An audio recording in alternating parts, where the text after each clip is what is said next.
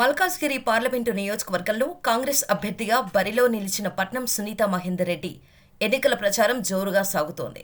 కుత్బుల్లాపూర్ నియోజకవర్గం జగదిరిగట్ట డివిజన్లో సోమవారం ఎన్నికల ప్రచారం నిర్వహించిన సునీత వచ్చే ఎన్నికల్లో తనను గెలిపించారని ఓటర్లకు విజ్ఞప్తి చేశారు. అవకాశమిస్తే అందరి అభివృద్ధికి తోడ్పడతా అంటూ ఓట్లు అడుగుతున్నారు పట్నం సునీత. అడుగడుగునా మీకు ఎలాంటి ఆపద రాకుండా ఎల్లవేళలా మీ క్షేమం కోసం కృషి చేస్తున్న నాయకురాలిగా ఓటు అడుగుతున్నానని అన్నారు మల్కాజ్గిరి హస్తం పార్టీ ఎంపీ అభ్యర్థి పట్నం సునీత.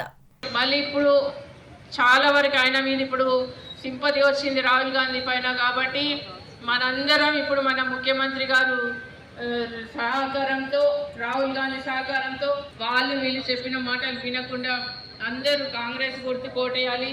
ఇప్పుడు కాంగ్రెస్కి అందరు జాయిన్ అవుతున్నారు. వీళ్ళు ఎన్ని చెప్పినా వినొద్దు.